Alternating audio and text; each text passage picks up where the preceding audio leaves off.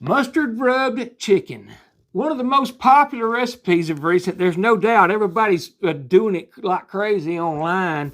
And we're going to do the one right out of the Ninja Foodi Smart XL recipe book. We're not only going to do that, I'm going to do the mustard rubbed and a teriyaki. I've got 2 chickens. I've cut them in half. I'm going to show you how to do that too, because it's an excellent way to serve a chicken. I don't care how you're cooking it. You cut a chicken in half, it looks good on a plate. We're going to use the Smart XL, and I'm going to also use the Pro Grill that I've had for quite a while. We're going to compare them, see how well they do on a half a chicken. I'm John Sanders, also known as Jelly 007. Let's cook some chicken. Okay, right there are the 2 chickens that I will drop a video in a minute from where I cut those in half and show you how to spatchcock and cut a chicken in half. Again, it's a great way to serve one. In fact, you can make one look like that. That don't look bad. Here's the recipe, and I'm gonna kind of hold it here a minute where maybe you can freeze frame it and look at it in case you want to know. But like I said, like I always say, this comes with the XL grill, so maybe you don't need to, but that's what we're using. If you want to know what I'm using, there it is. So I'm about to get all that mixed together, just like they call for right here, in a bowl, and then we're going to coat these 2 halves right here, and then like I said, we're going to put a half of that one in here and a half of that one in there, and vice versa, here and there. So I will get that done and I'll be back. Here's what I'm working with. It is 2 chickens that come in at 9.25 for both of them.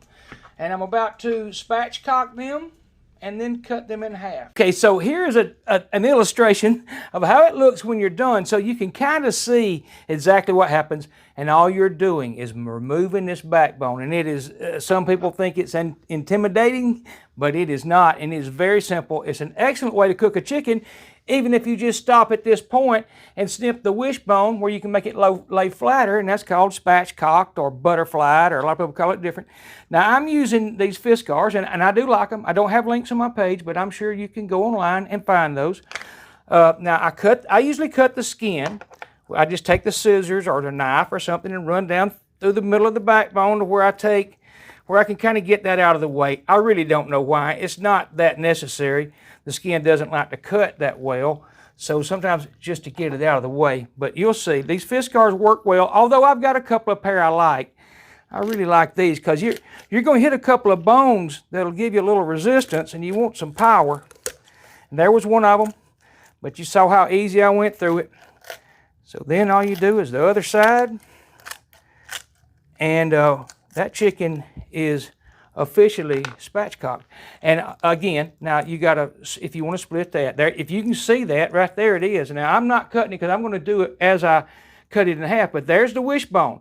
You just cut here, and that'll lay open even flatter, like if you're doing a brick, putting a brick on top of the chicken or something like that, or just spatchcocking it and putting it on the grill. So making this too long. I'll be back and I'll show you how to cut it in half.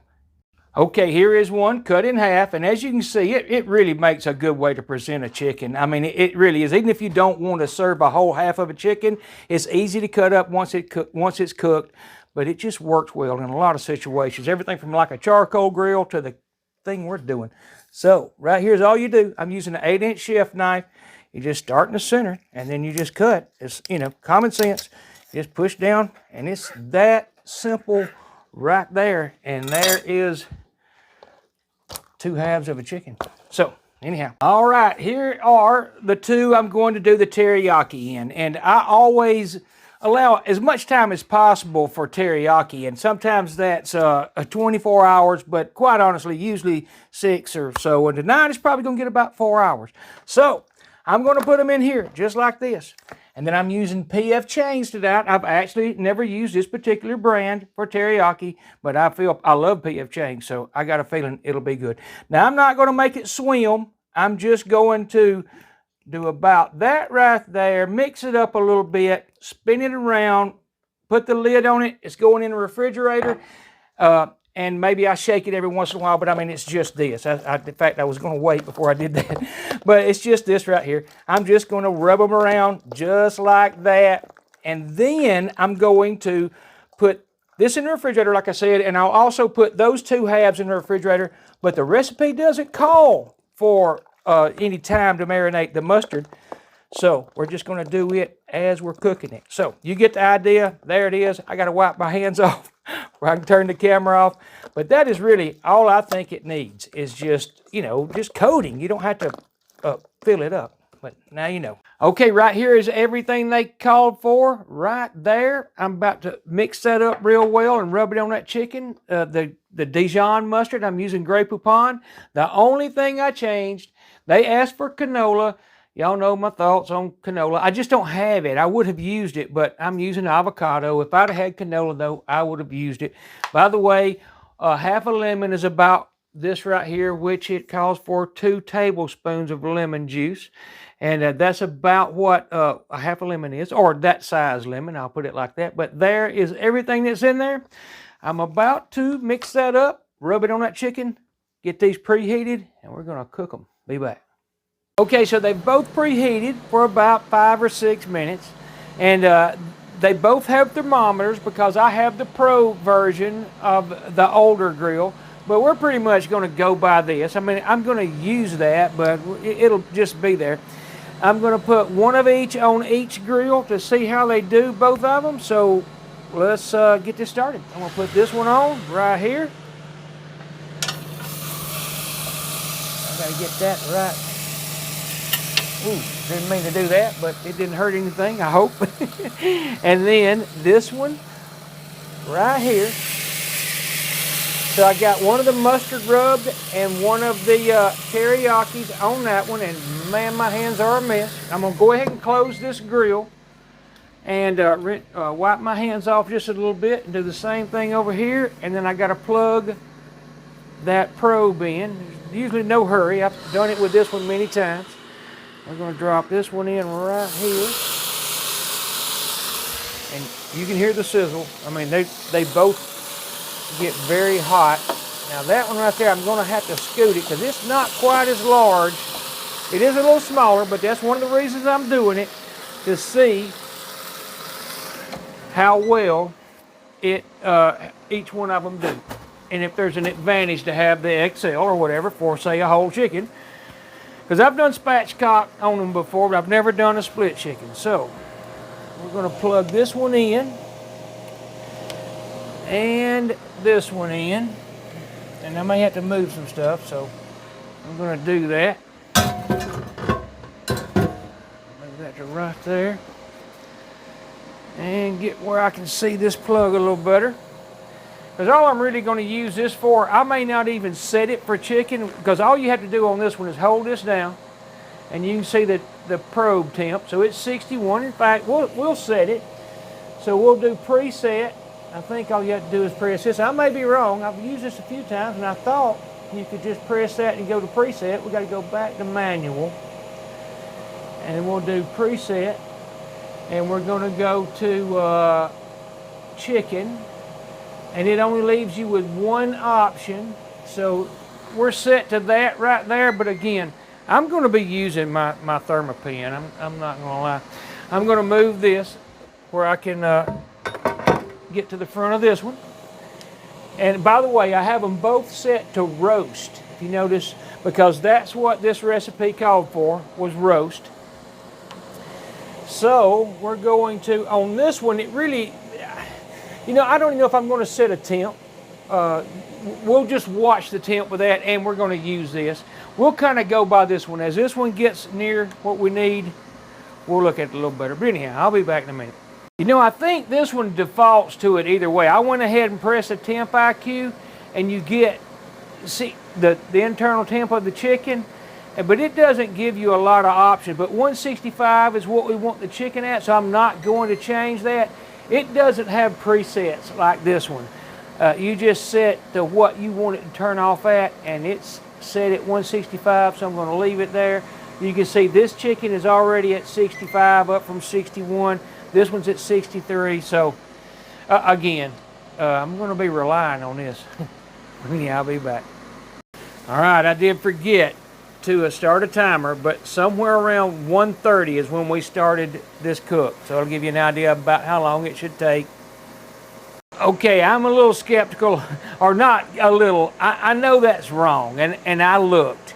And here's the problem. I'm going to show you, because this is fairly large chickens for this device, and it just is. But here we go, to make this short and sweet.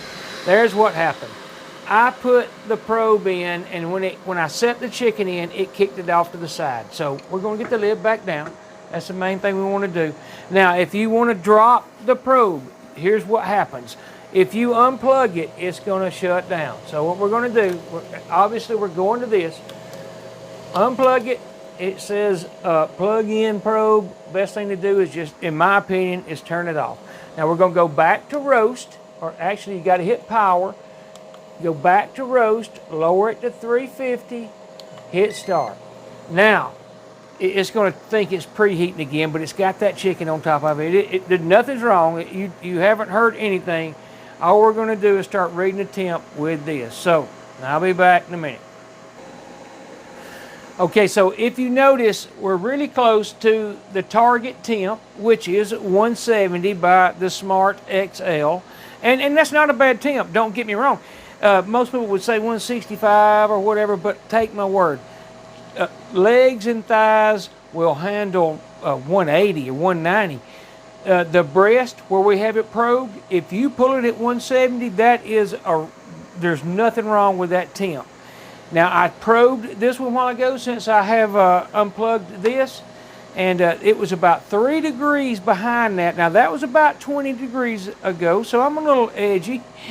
But one of the things I noticed is how well, now I haven't opened this one whatsoever. It has not been opened at all. I didn't flip them or anything.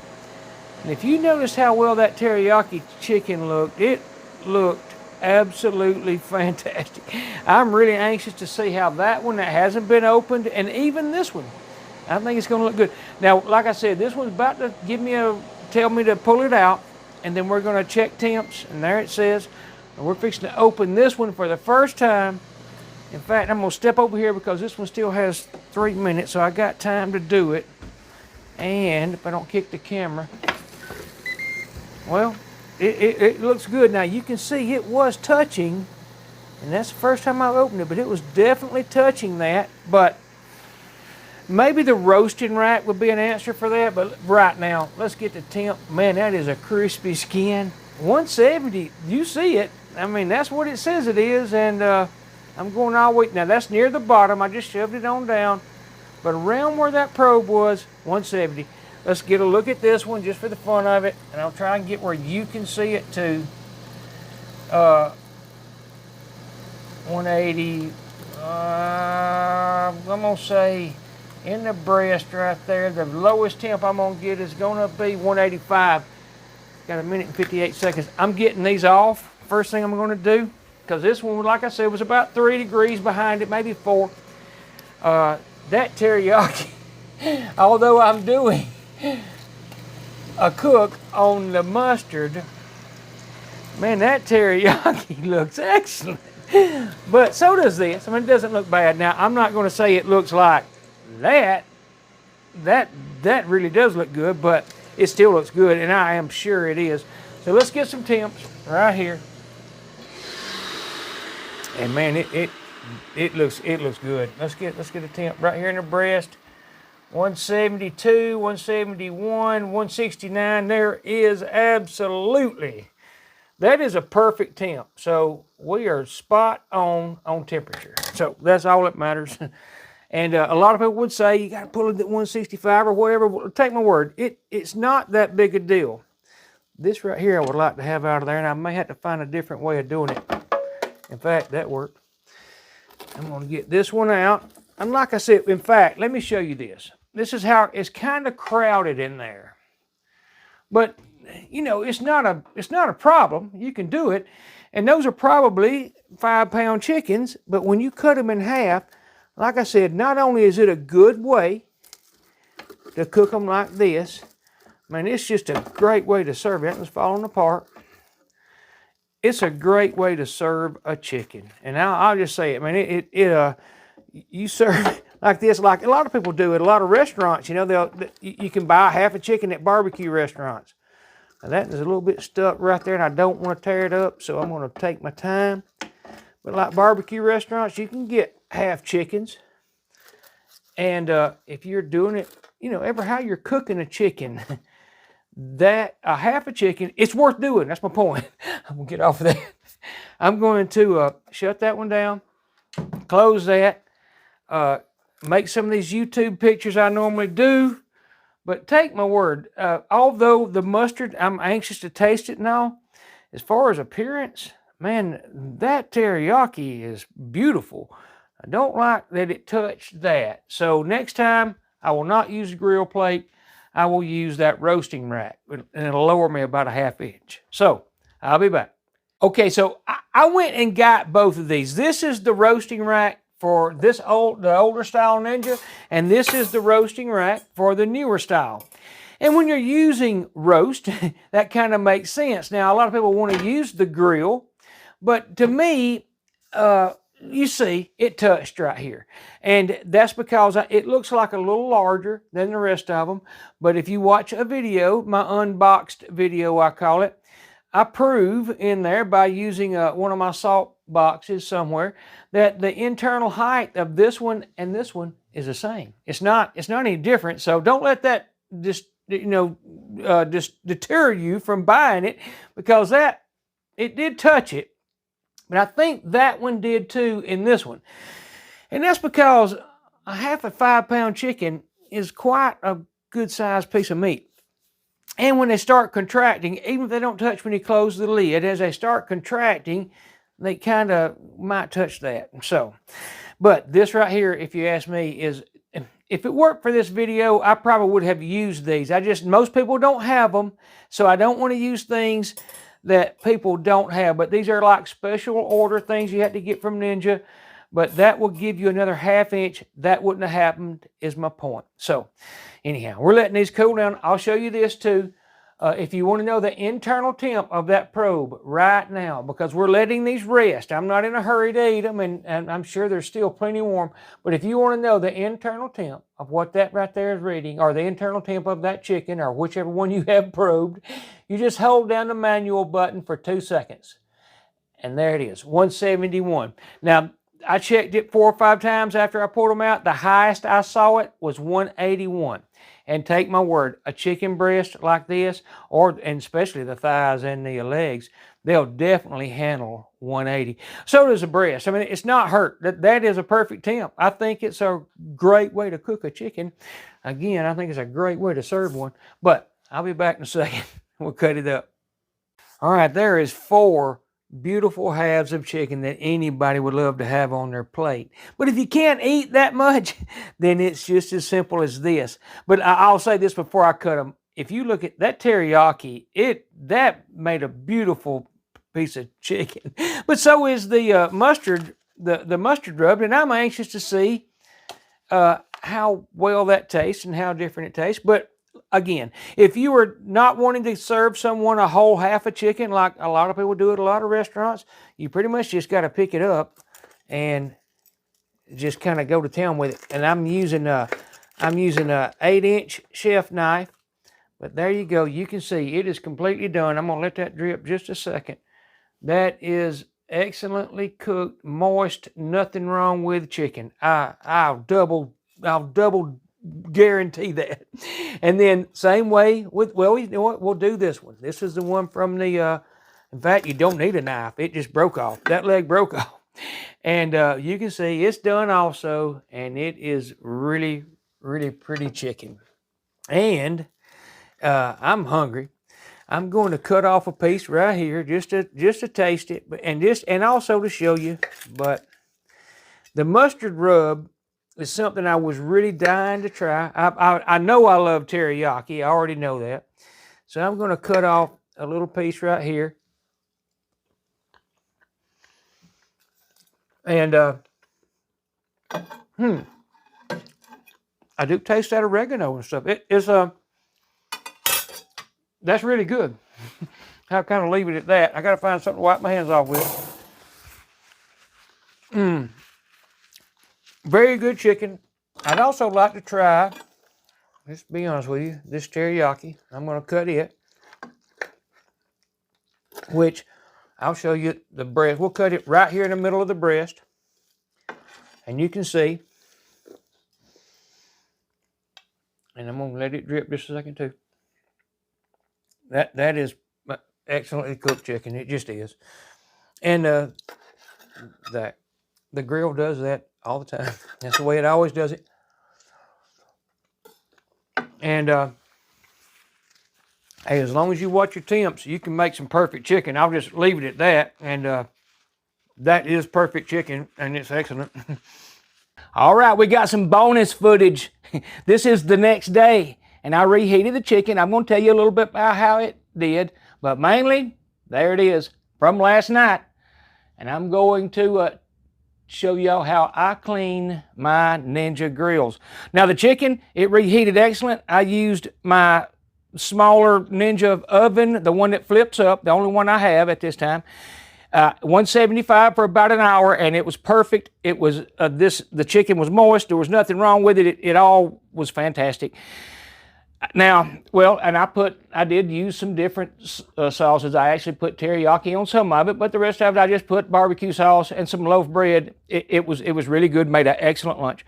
But I want to say, I just didn't pick up the mustard flavor. Maybe it's not supposed to be there, or not supposed to be real strong, but it wasn't to me. Now I could taste some of those other flavors, maybe the oregano or something, but the mustard, if it was there, it was just barely. Now I'm going to have Copper have a bite in a minute, and maybe he'll tell us. But he's sitting there waiting, and the other dog ain't far. He's right around here somewhere. So anyhow, I'm fixing to take y'all outside. That is part of my procedure, and show y'all what I do to get that kind of stuff off. And it's going to be tricky. We'll see. Y'all hang on. We're doing it. Okay, so I kind of came away from the house a little bit this time because these are a little more dirtier than normal. And I don't want to cause bugs up near my house, quite honestly. So I come out here, and I'll say this too. A lot of times I'll knock a lot of this off with a paper towel in my garbage can, but I never want that in my sink. So what I do, I just set it on the ground because I know it's going in the dishwasher or in the sink. This one does have a little bit of oil in the bottom, so I'm going to pour it out over here. And again, this is just my way. I think it works. It makes it fairly easy. But anyhow, right here is all I'm going to do is take that. And this right here, this is nothing but a tire brush. It's got this on it, which helps a little bit. And then this to scrub with. And all I'm going to do with this is put soapy water and let it sit for a little while. And then I'm going to come back with that brush. But this right here helps a bunch. But again, if I were in the house, you just take a paper towel, and a lot of times the brush that came with it, it has those two grooves on the bottom. You just use those to shove the paper towel down and just kind of cleaning the grooves with the paper towel.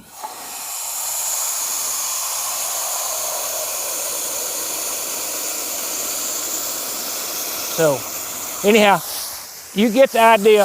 All right, it's been like 30 minutes or so, so all I'm going to do is kind of knock these off a little bit. Then I'm going to take them to the sink and just finish them. You know, I'll show you when I get them out of here. But this is all I'm going to do, is just kind of go around with this, and it'll knock off some of the high spots, which is what I'm wanting to do to keep out of my sink or out of my plumbing. It's more my plumbing than it is my sink, because you don't want, or I don't, you know. So I'll show you this one right quick, and you can see, I think it once it soaks, it helped a lot. Yeah. And you can see right there, that's fairly clean, but you can see how easy it comes off now that it's soaked. And the other brush I have will go under that handle, but this is the one I just recently bought, and I do like it, so I'm gonna learn how to make it work. But that to me is the best way to do it. Now, a lot of people may just put it in their dishwasher, and I do too sometimes, but not with all that on there. So let's drop that right here for now, and I'll show you this one. And in fact, I'll just take it out to do this, because you really can't tell with me doing it under that water, but of course it would do a little better under the water. But I think this type brush right here, or some type, is definitely the way to go. And helps keep your pipes clean. If you're like me, I do my own plumbing. I don't like to do it. I just have to when I do dumb stuff and some of your drains get full of grease. So I'm going to finish these up. We'll take them inside and just see what they need. I'll rinse it off right now so you can see. But this coating that Ninja uses, well, if you got one or if you've ever used it, you know what I mean. It is, it's really nice. I mean, it really is. And there you go. I mean, that is really clean. I mean, there's still a few pieces that I'm gonna get with a paper towel or whatever, and then wash it one more time in the sink, and I'll be done. Let's go inside. All right, as you can see, Jelly didn't have time to put all. I got the dishes washed last night. I just didn't get them put up. But that's pretty much the end. That's all there is to it. I mean, in fact, I'll show you this one right here. All I'm going to do is run a little water, common sense, and some soap in this one again right here. Although I'll be honest with you, I'm doing it just kind of because it's out of habit. There's very little stuff on here now, so I mean I am going to get a few more things off. But all I'll do is let this sit for a little while, then I take this brush. And this brush right here, that handle, or actually I have another one somewhere. This is another new one. This is the one I was using on it. And that handle will clear that, or it did on this one. And that means a lot because it kind of keeps you from, getting hung, and it'll just clear that thing. In fact, we can see right here. Yeah, it does this one. So see, you can do that. And that is very handy. And luckily, they fit in my sink. I assume all sinks are similar, but you can see both these all fit in there, so it works really, really well. Here's the one that comes with it. And that's the thing that I was talking about. If you're doing it in the house, sometimes I'll take this with some paper towels and just push that stuff off. And it comes off fairly easy, but you see, it's very much worth doing the way I do it. You could even do it in here. In my opinion, there's no way I would let that go down in my drains, and that's just, my thoughts.